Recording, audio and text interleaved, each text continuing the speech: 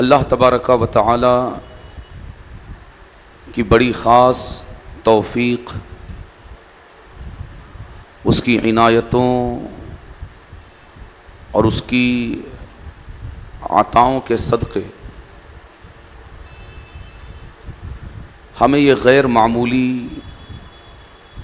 انتہائی اہم، انتہائی قیمتی لمحات میسر ہیں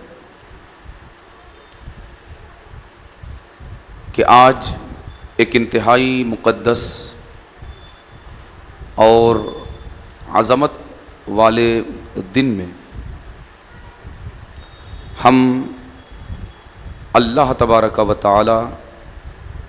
اور اس کے حبیب مکرم صلی اللہ علیہ وآلہ وسلم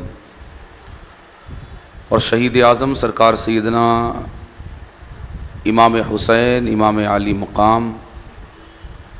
اور آپ کے تمام رفقائے کربلا رضوان اللہ تعالی علیہ مجمعین کی بارگاہ میں خراج عقیدت و محبت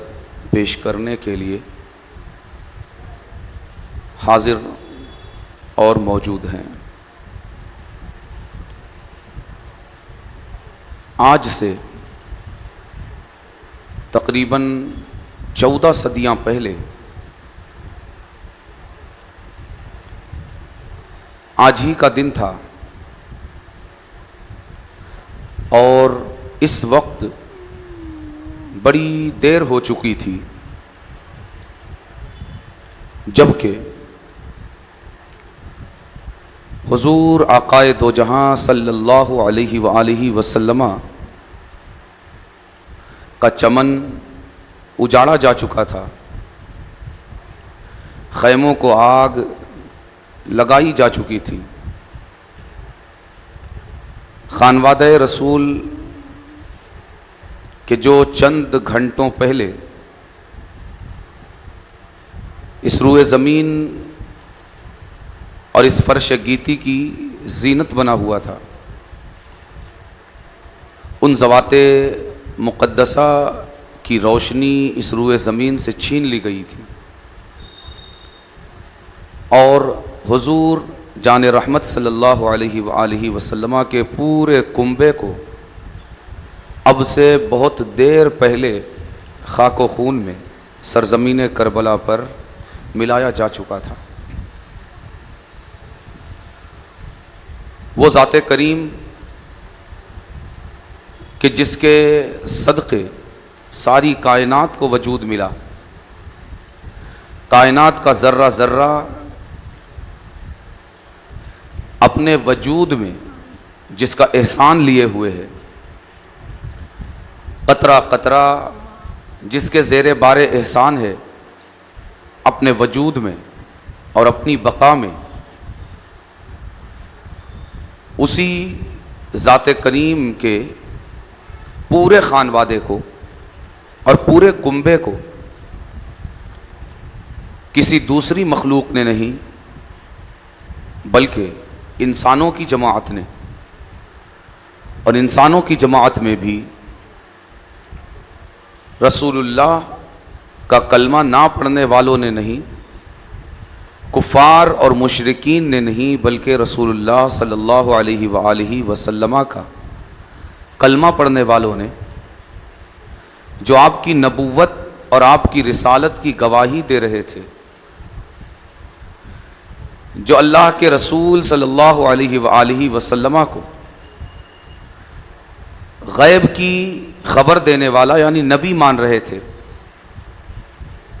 یعنی جس کے تعلق سے وہ کلمہ پڑھ کر یہ اقرار کر رہے تھے کہ ان کی ہر خبر سچی ہے، ان کا ہر بیان حق ہے، ان کی زبان پر حق کے علاوہ کچھ جاری نہیں ہوتا، اور ان کی زبان اقدس سے سچ کے علاوہ کچھ اور نہیں نکلتا۔ لیکن آسمان نے اور آسمان کی نگاہوں نے یہ عجیب تماشا 10 محرم الحرام سن 61 ہجری کو دیکھا کہ پیغمبر آخر الزماں صلی اللہ علیہ وآلہ وسلم کا کلمہ پڑھنے والے، آپ کو سچا کہنے والے، آپ کی حق بیانی اور حق شناسی کا اقرار کرنے والے ان ساری حق اور سچی باتوں کو بھول گئے جو حضور آقا کریم صلی اللہ علیہ وآلہ وسلم نے اپنے خانوادے، اپنے اہل بیت، اپنے کنبے اور اپنے گھر والوں کے تعلق سے ارشاد فرمائی تھی۔ وہ یہ بھول گئے کہ جن کے ساتھ یہ امت دھوکہ کر رہی ہے، جنہیں دھوکے سے بے وفائی کر کے کوفہ اور کربلا بلایا جا رہا ہے، یہ حضور جان کونین صلی اللہ علیہ وآلہ وسلم کے شہزادے ہیں، جنہیں بیٹی کے بیٹے ہونے کے باوجود رسول اللہ نے خود اپنی اولاد فرمایا ہے۔ مسلمان یہ بھول گیا کہ اس نے جس گھر کے بچے بچے پر اور جس گھر کے ہر چھوٹے بڑے کے ساتھ جانوروں سے بھی زیادہ بدترین سلوک 3 دن سے روا رکھا ہے کہ پانی کا قطرہ قطرہ کربلا کے جلتے ہوئے ماحول میں، کربلا کی آگ برساتی فضا میں اور آگ اگلتی ریت کے ماحول میں 3 دن سے ان کلمہ پڑھنے والوں نے، لا الہ الا اللہ اور محمد الرسول اللہ کہنے والوں نے، جن پر پانی کا ایک ایک قطرہ بند کیا ہوا ہے، وہ خود بھی ساقی کوثر کے نواسے ہیں کہ جب ساری انسانیت پانی کی ایک ایک بوند کے لیے ترس رہی ہوگی،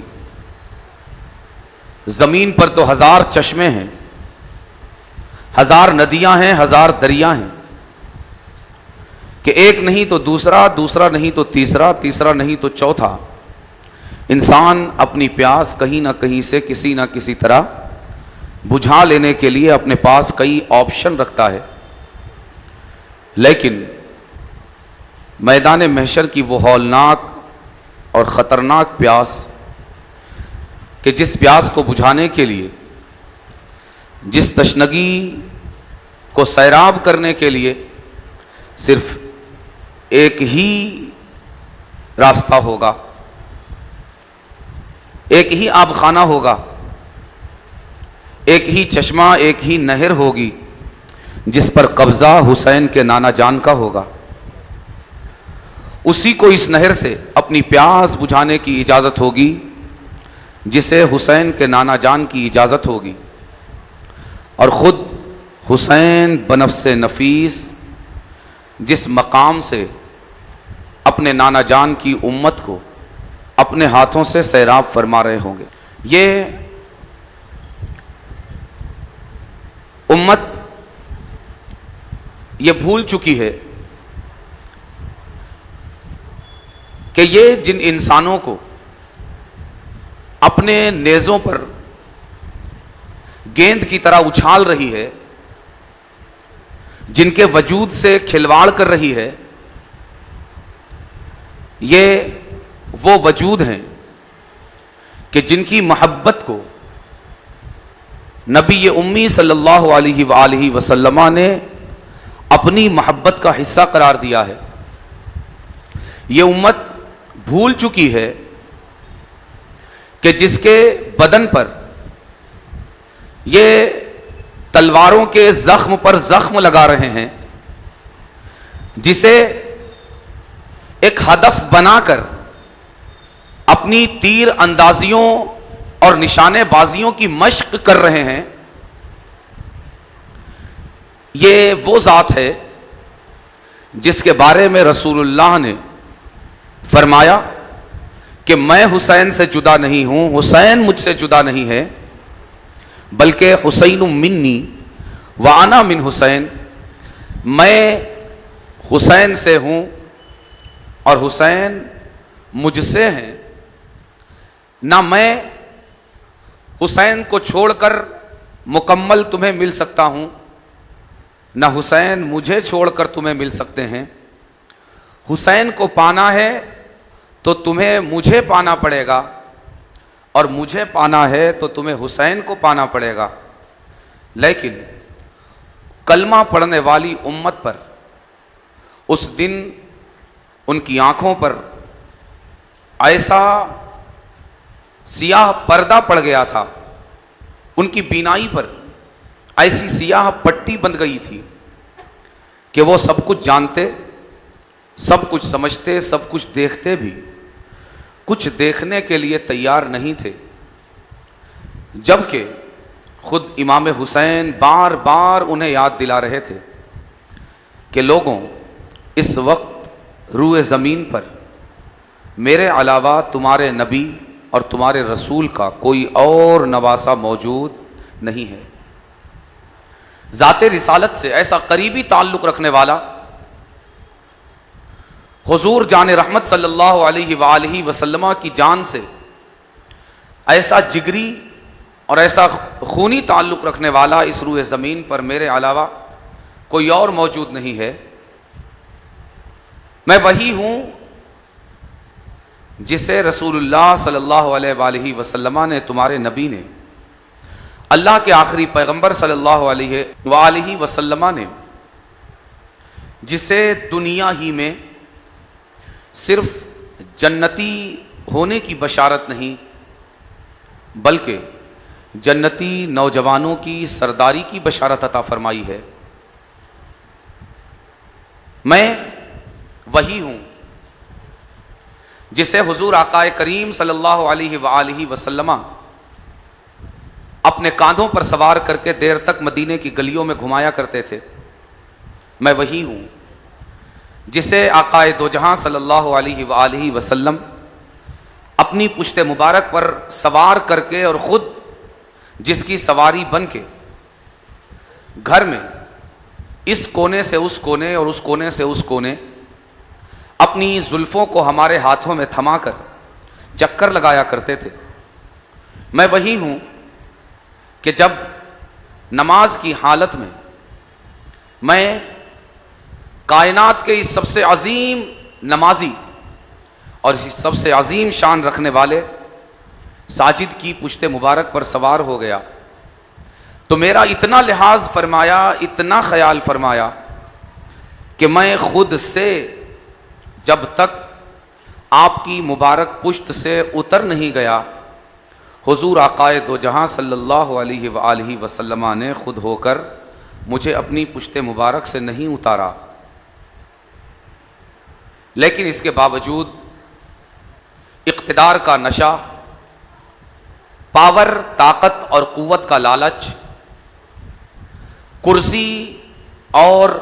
منصب کا شیطان یزید اور یزیدیوں کے سر پر چڑھ کر ایسا ننگا ناچ ناچ رہا تھا کہ وہ سب کچھ بھول چکے تھے۔ مجھے تو یوں لگتا ہے کہ اس لمحے نہ صرف یہ کہ انہیں حسین کی عظمت یاد نہیں تھی، حسین کا مقام و مرتبہ یاد نہیں تھا، نہ صرف یہ کہ وہ حسین کی شان بھول چکے تھے بلکہ وہ خود رسول اللہ کی عظمتوں کو بھول چکے تھے، وہ خود نبی امی کی نبوت اور آپ کی رسالت کو بھول چکے تھے۔ رب کی خدائی انہیں یاد نہیں تھی، رب کی ربوبیت اور اس ذات واحد کی وحدانیت بھی ان کے ذہنوں سے اوجھل ہو چکی تھی، اس لیے کہ اگر اس کی خدائی یاد ہوتی تو رسول اللہ کی رسالت اور نبوت ضرور یاد ہوتی، اور رسول اللہ کی رسالت و نبوت کے نتیجے میں رسول اللہ کے فرمان کی سچائی ضرور یاد ہوتی، اور جب رسول اللہ کی سچائی یاد ہوتی تو حسین اور آپ کے کنبے کا مقام اور ان کی عظمت اور ان کی شان رفیع یہ ضرور یاد ہوتی۔ لیکن آج حکومت و اقتدار کے نشے میں وہ سب کچھ بھول چکے ہیں، سب کچھ فراموش کر چکے ہیں، جس کے نتیجے میں سن 61 ہجری میں کہ ابھی سرور کونین صلی اللہ علیہ وآلہ وسلم کے دنیا سے تشریف لے گئے صرف 50 سال ہوئے ہیں۔ سرکار صلی اللہ علیہ وآلہ وسلم کا ہی زمانہ چل رہا ہے جس کو حضور نے اپنی زبان اقدس سے اپنا زمانہ فرمایا ہے، اور جس زمانے کو سرکار نے خیریت یعنی سب سے بہترین زمانہ ہونے کی بشارت عطا فرمائی ہے، ابھی وہ زمانہ پورا نہیں گزرا، بلکہ اس زمانے کے ختم ہونے کو ابھی نصف صدی، ہاف سنچری باقی ہے۔ ابھی صحابہ اکرام کی مقدس جماعت اس روئے زمین پر موجود ہے، اور اس مقدس زمانے کے ہوتے حضور آقا کریم صلی اللہ علیہ وآلہ وسلم کو اپنی آنکھوں سے دیکھنے والے، سرکار کا جلوہ جہاں زیبا اپنی آنکھوں میں بسانے والے، سرکار کی تصویر اپنی آنکھوں میں سجانے والے، سرکار کی محفل میں اپنی زندگی کا ایک لمبا وقت گزارنے والے، سرکار کی مقدس اور پیاری آواز کو اپنے کانوں سے سننے والے، سرکار کی مجلس میں وقت بتانے والے، سرکار کی تربیت میں بیٹھنے والے، سرکار کی صحبت کا فیض اٹھانے والی جماعت ابھی بھی اس روئے زمین پر موجود ہے، مگر اس کے باوجود یزید اور یزیدیت اس قدر ان مبارک ہستیوں کی برکتوں سے اور ان کے انوار و برکات اور ان کی تجلیات سے بے نور اور بے برکت ہو چکی ہے کہ انہوں نے اس روئے زمین پر موجود اس وقت حضور آقا کریم صلی اللہ علیہ وآلہ وسلم کی ذات کریم سے سب سے زیادہ خونی اعتبار سے قربتیں رکھنے والی جماعت کو یوں ہی نہیں بلکہ 3 دن تک بھوکا اور پیاسا رکھ کر ان کے وطن سے دور غریب الوطنی میں بظاہر بڑی ہی بے سر و سامانی کے عالم میں ذبح کیا اور شہید کیا، اور رسول اللہ کے پورے کنبے کو خاک و خون میں ملا کر رکھ دیا۔ یہ لوگ بے نمازی نہیں تھے، یہ لوگ کوئی اور عقیدہ نہیں رکھتے تھے، یہ لوگ کوئی اور کلمہ نہیں پڑھتے تھے، یہ لوگ جمہور اہل سنت کے عقیدے کے مطابق کافر نہیں تھے، یہ لوگ مشرک نہیں تھے، لیکن یہ وہ لوگ تھے کہ جو اپنی ساری زندگی بھی اور خود اس وقت بھی جب کہ یہ رسول اللہ کی آل پر پانی بند کر رہے تھے، پانی رسول اللہ کے خانوادے کو نہیں پلا رہے تھے، اس وقت بھی جب یہ نمازوں کی نیت کرتے، تکبیر تحریمہ باندھ کر رب کے حضور فرائض و واجبات اور سنن و نوافل کو ادا کرنے کے لیے کھڑے ہوتے، اور قاعدے میں رب کے حضور بڑے ہی ادب، بڑے ہی احترام کے ساتھ بیٹھتے اور اللہ کے رسول کی بارگاہ میں درود کا نذرانہ پیش کرتے، وہیں ساتھ میں حضور جان کونین صلی اللہ علیہ وآلہ وسلم کے ایک طرف انہی شہزادوں پر پانی بند کرتے، دوسری طرف انہی شہزادوں پر نماز میں عین رب کی بارگاہ میں حاضری کی حالت میں درود بھیجتے، اللہم صلی علی محمد وعلی آل محمد کما صلیت علی ابراہیم وعلی آل ابراہیم۔ یعنی انسان پر جب اقتدار کا نشہ طاری ہوتا ہے، جب وہ مادیت پرستی میں کھوتا ہے، جب وہ منصب اور اقتدار کے نشے میں چکنا چور ہوتا ہے، جب دنیا اس کی آنکھ پر اپنی ہوس، اپنی لالچ کی پٹی باندھ دیتی ہے، تو پھر وہ کیسا اندھا ہو جاتا ہے، وہ پڑھ لکھ کر بھی کس طرح جاہل ہو جاتا ہے، وہ سب کچھ جان کر بھی کس طرح نادان ہو جاتا ہے، وہ اچھوں کی صحبت میں رہ کر بھی کس طرح ان کی صحبت سے بے فیض ہو جاتا ہے،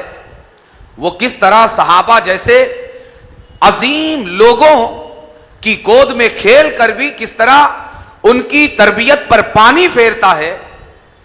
اور کس طرح وہ عقل سے پیدل ہو جاتا ہے کہ اسے یہ احساس بھی نہیں ہوتا کہ میں نماز میں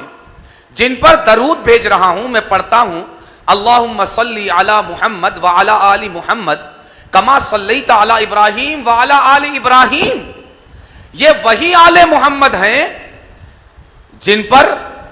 میں درود بھیج رہا ہوں، اور یہ وہی آل محمد ہیں میں جن پر پانی بند کر رہا ہوں، بلکہ قیامت تک محمد کریم صلی اللہ علیہ وآلہ وسلم کی جتنی آل روئے زمین پر آئے گی،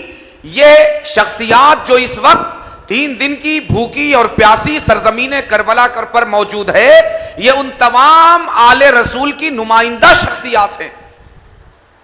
امامت کے منصب پر فائز شخصیات ہیں، بلکہ یہ اتنا بھی نہیں جانتا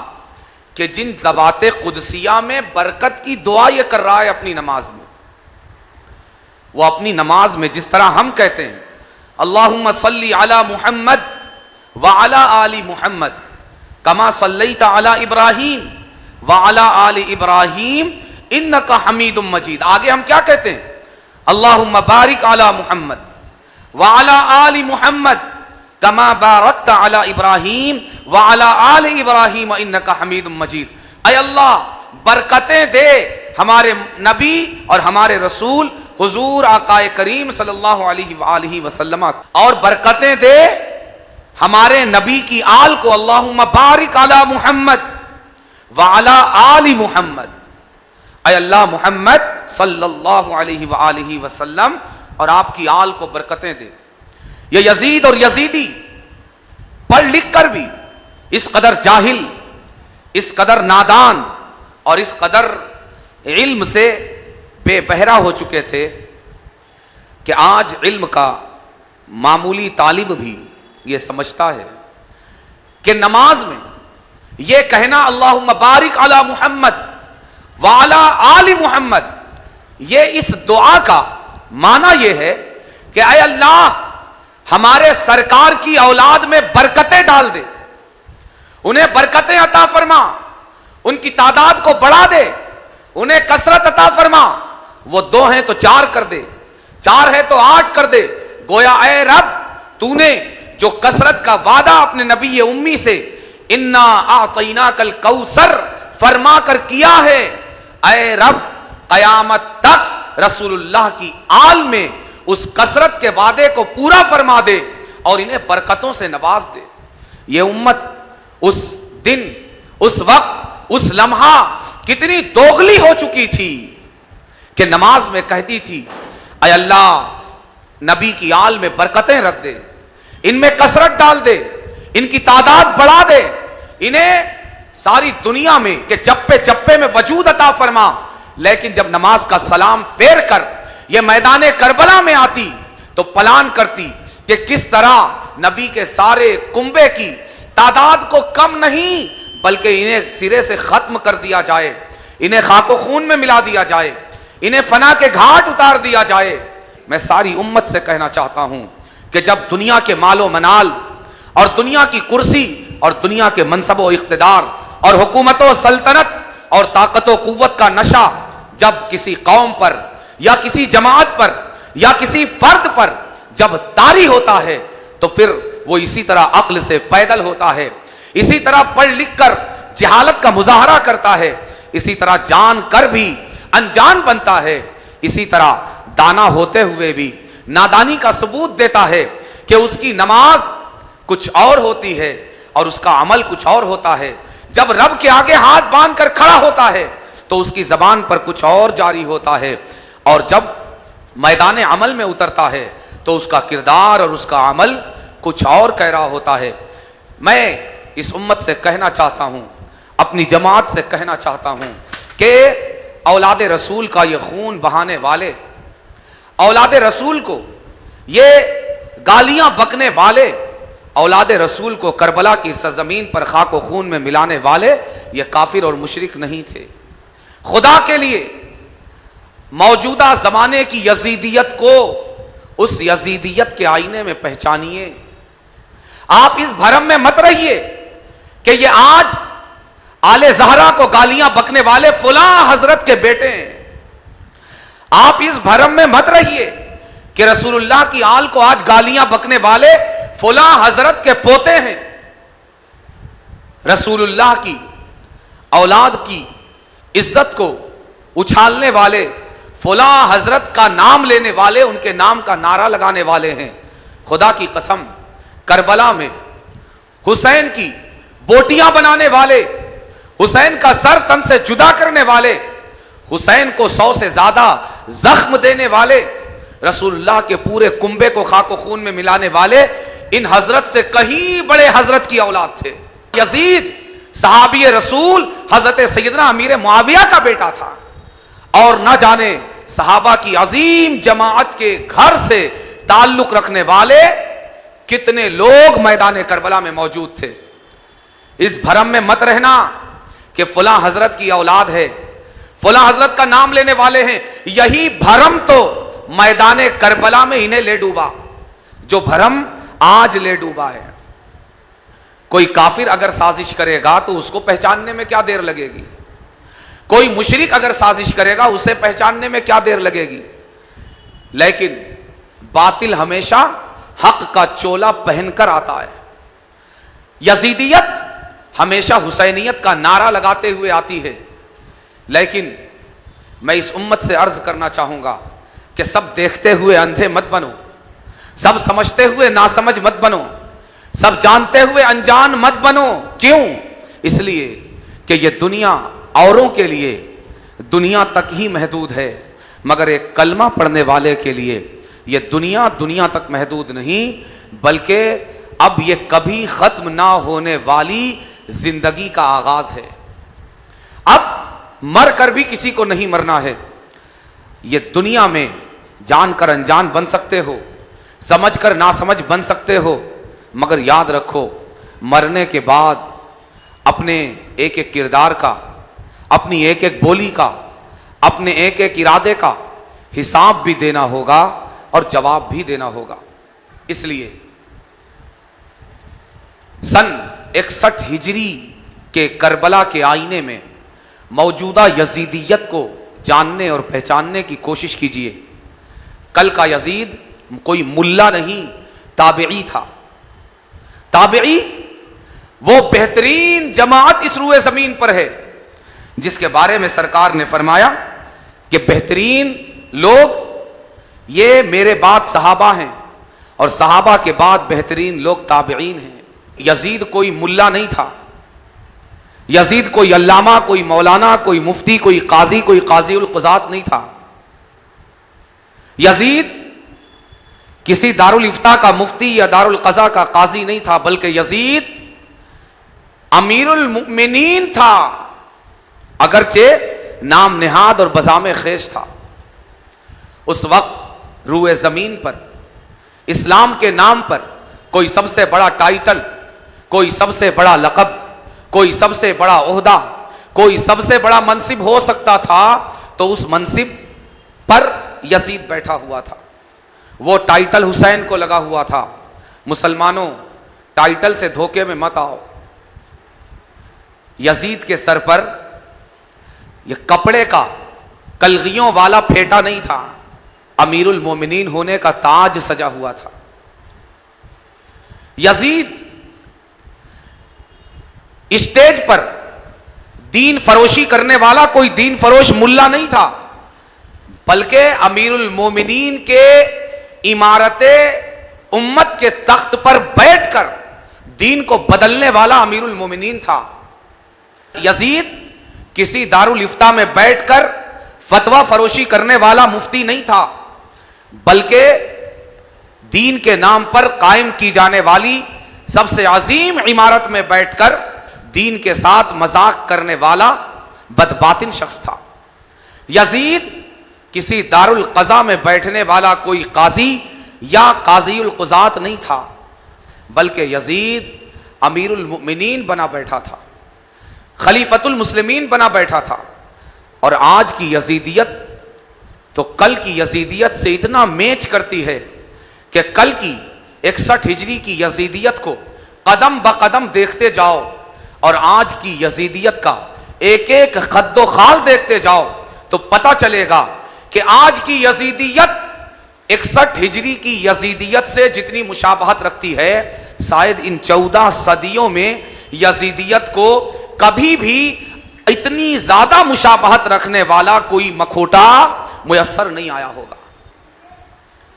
کہ آج کی یزیدیت ہر پہلو سے، ہر جانب سے، ہر اینگل سے، ہر ڈائمینشن سے پوری طرح 61 ہجری کی یزیدیت سے مطابقت اور مشابہت رکھتی ہے. لیکن مجھے پتا ہے کہ ہر ایک حر بن کر یزید کے لشکر سے حسین کے لشکر میں لوٹ کر نہیں آ سکتا. اگر آج یہ امت آج کی یزیدیت کو نہیں پہچان پا رہی ہے، آج کی دین فروش ملائیت کا ادراک نہیں کر پا رہی ہے، تو یہ تعجب کی بات نہیں ہے. صحابہ کی اولاد یزیدیت کو نہ جان سکی، صحابہ کی اولاد یزیدیت کو اس زمانے میں نہ پہچان سکی. اگر آج ہماری قوم جو علمی لحاظ سے انتہائی پستی کی زندگی گزار رہی ہے، جو حقیقت شناسی کے حوالے سے انتہائی پستی کے مقام پر کھڑی ہوئی ہے، اگر وہ اس کا ادراک نہیں کر پا رہی ہے تو تعجب نہیں ہے.